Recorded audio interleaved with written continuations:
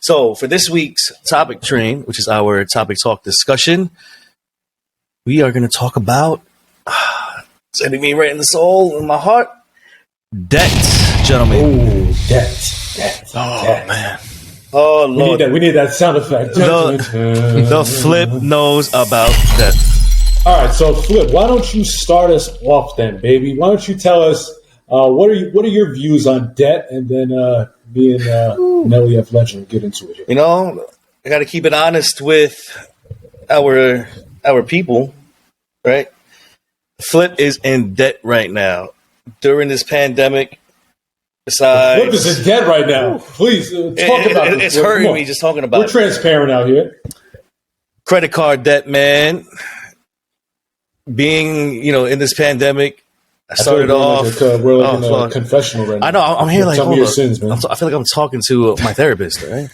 So I was one of those consumers making you guys rich, making a lot of purchases in tech with different tech devices, with Apple, Microsoft. Lord, if you only know how many tablets I have, how many laptops, don't ask why.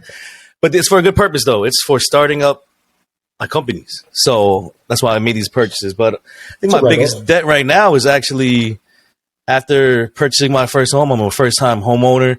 I just started putting a lot of money in by buying supplies through Lowe's and Home Depot just to build it up. So I guess, would you gentlemen say I'm in debt for good reasons, putting in my investment? I'm going to talk about that a little bit. Okay. I'll save it for that. But the last piece is just being in debt right now is actually preventing me from making my purchases. So I'm hoping, and all these interest rates going up, I'm about to go in for the kill. Just pay it all in full. I can't disclose how much. I don't know who's listening.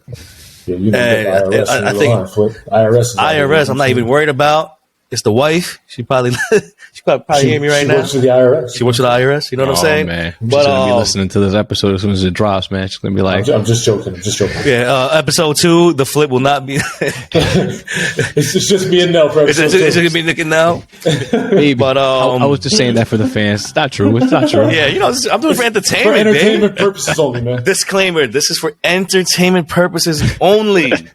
But I want to encourage everyone right now who has a lot of credit card debt or any debt, just pay it off, going to kill. Luckily I have the liquid and the money just to pay it all in full. I was just getting too happy just with my spending, so I don't want to keep paying interest off. So I'm just gonna go in for the kill, pay that off, and that way I can get back into reinvesting my money, for my paycheck. And then once a couple of my business start getting more profitable, I'll go more into my strategy of what I'm doing with that. And just putting it back into my stocks, and with the hopes of buying my first rental. So that's for future episodes. I'll tell you what that journey will look like for each week. But that is my suggestion. That is my something I want to encourage everyone: just pay the debt off. Look at what you're making each month. Budget. Learn from the Flip's mistakes. Can I get it one time? Learn from the Flip's mistakes. Budget. Yeah. Instill that, internalize it, be realistic with your money. That is your roadblock from, reaching, financial freedom and building generational wealth. So just budget and be strategic. That being said, Nick, what are your thoughts, man? All right. So, bro, you said some really nice things and really good things to touch on there, and definitely some points that people can see some kind of value. Learn from the Flip. You know what I'm saying? Sign it off, baby. Sign it off. Send it out there. All right. So I think debt, such a great topic, right? You say so much about debt. So I think debt is, just like you said, I think it's a handcuff. It's a handcuff that you are, you're giving up the freedom that you're due to yourself, right? Because you have debt. So I think debt is something, a few things that I can say about debt. Number one is debt needs to be identifiable. Right? You need to know how much debt do you have. So number one is you got to identify how much you have and where you are. And number two, you got to be able to manage it. Right? I think those are the two things that where people go extremely wrong. Is they don't know how much debt they have and they have no idea how to manage this thing. So it's kind of just like, all right, let's pay the minimum payment and just keep rolling this thing to roll it. And I think you get to the point where you're scrambling, right? So I'm going to relate it to real estate because I always like speaking about real estate, and I think it makes more sense for this example, right? Mm-hmm. So let's talk a little bit about real estate as far as debt, right? So let's say you're somebody that is very excited to go get their first house, like you, Flip, right? Yep. You're excited about this. You saved up a little money, and now you're trying to go see what kind of loan you can qualify for.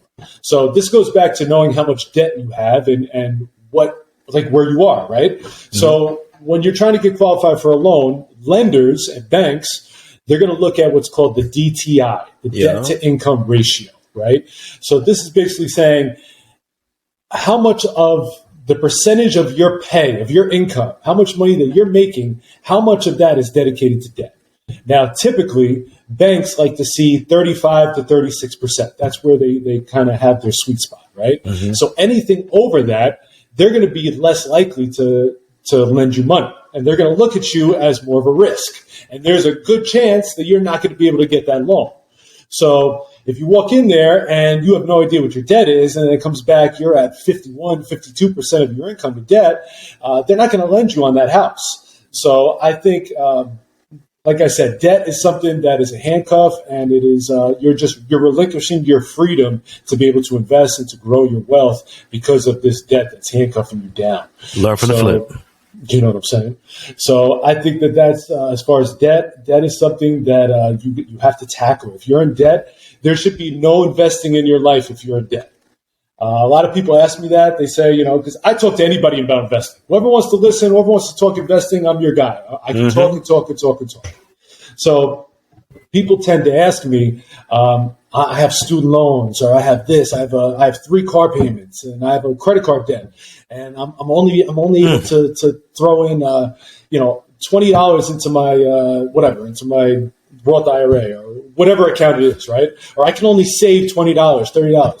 Listen, if you're in debt, there should be no such thing as investing. Get all the debt gone, tackle it, done with it, and then you can transition into being an investor. But being an investor and being a person that's in debt, it doesn't go together. Say that one more time, please. You know what I'm saying? It's like you're kind of it's hustling backwards, in my opinion. Yep. You're still in debt. You're paying interest, but you're also investing on the side. It doesn't make any sense. So that would be my absolute advice as far as someone looking at debt. Eliminate it, get rid of it, work yourself from the highest yielding to the lowest yielding, get rid of it all, and then transition into being an investor and being disciplined with your money. So, let me ask you this, right? Yes, sir. Once someone pays off their debt, they're trying to get in the mix. There might be mixed feelings like, well, for me, paying off all my debt, just thinking within my budget and my lifestyle, right? It's a different topic. How much money should I put in? How much money should I invest per paycheck, right? Matter of fact, do I even want to put some money to the side so I can invest? Because you know what? I didn't get to go out for this summer. How much do you think, and what would you encourage people, what percentage would you encourage them to invest? Good question, Flip. Flip's out here being the host. So I think, there's got to be some kind of balance, and I struggle with this at times. I'm going to be 100% honest with you. Sometimes I struggle with investing too much of my income, right? And I'm kind of a supporter of the whole delayed gratification movement where, okay, maybe I'm not living the most lavish lifestyle now, but I'm delaying my gratification for later in life where my life would be more abundant because I have the funds and things like that. So I think you got to kind of try to incorporate a balance. You can't be, eating rice and beans every day. Nothing wrong with that, but you can't be belittling. You can't be belittling your lifestyle in order to, save as much money as you can. And also, you can't just say, "All right, I'm going to put in 5% or 10% of my pay and expect to be financially free." It's not going to happen. So, a good balance, incorporating it into your lifestyle, is probably the best advice I would give to somebody. And also, one more point real quick. A lot of people ask me as far as, like buying a rental property or starting a business or something like that, or something that you go into debt for. I think there is a difference between debt. You're taking on debt, something's going to pay you, and I think you're taking on debt is something that's not going to pay you. Like, just my opinion, a car note is a depreciating liability, right? It's going down in value. So it's not paying you any money. But if you take out a mortgage on a rental property and you're getting a drip of cash flow every month and that house is going up in value and you get to have tax write-offs and tax incentives, I think that is the better idea of debt, in my opinion. So that's what I would say, man. Ooh, thank you for that. Man, debt. What about you now? I've been like talking about debt so much the past few months. I decided back middle of April, right around your birthday, unit. I was like, you know what? Why am I even using credit cards, man? Like, I pay it off every month. I don't pay any interest, but I'm like, why? It doesn't make any sense just to use the credit card when I have the money. You know what I'm saying? So unless you're getting the points, just get those points. You know what? But then I was doing the math and I was like, it doesn't even make sense for the points, because they cap you off at a certain amount, and I feel like you spend more money too just trying to get the points. Like I've been trying I've been trying to get my wife off of the credit cards. I'm like, come on, we don't need it. We make money. We make good income. You know what I'm saying? She's a teacher. I'm a union guy. So it's like, we don't need credit cards. What's the point? And then I see, what hurts me too? I see so many people I know, they're drowning in credit card. I'm not even talking about you, Flip. I'm talking about other people. It's like, I'm like, oh man, like, all right. I wasn't talking about you either. I'm getting, you know what I'm saying? It's like, all right, I'm getting 2-3% whatever on the purchase, right? But then that person, they're paying like 16, 17, 18, 20%. So it's like they're paying me. Like, that's how I feel. Like, somebody I know that's struggling, they're paying the bank, right? All that interest. And then the bank is giving me 2-3% on my purchase. I'm like, so it's like indirectly they're paying me. So it makes me feel bad. You know what I'm saying? Like, so I hear that. I agree with you, Flip, and you, like, until you have all your eggs straight, like, you should not be investing at all. You gotta pay off everything you owe. And yeah, man, like, and then another thing that kills me is these student loans, man. Oh my God. It's a scam. Oh baby. my God, what a scam that is, man. It really is, man. It really is a scam. I'm like, I was talking about it all week at work. I'm like, it makes no sense, right? Like, Flip, you both just bought properties recently, right? I'm sure you had to go through so many hoops and rings to get approved for these loans and stuff. Of course, man.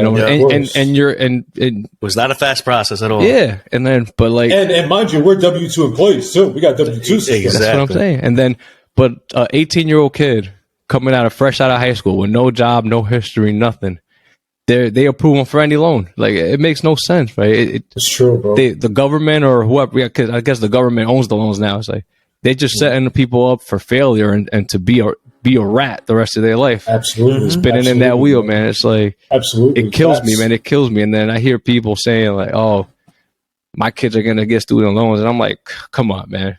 If you can make that possible, please do not let them get a student loan. I know like people like that graduated 10 years ago, 15 years ago, they're still paying their student loans. I'm like, oh, come on, man. It's true, bro. You're screwed for life, man.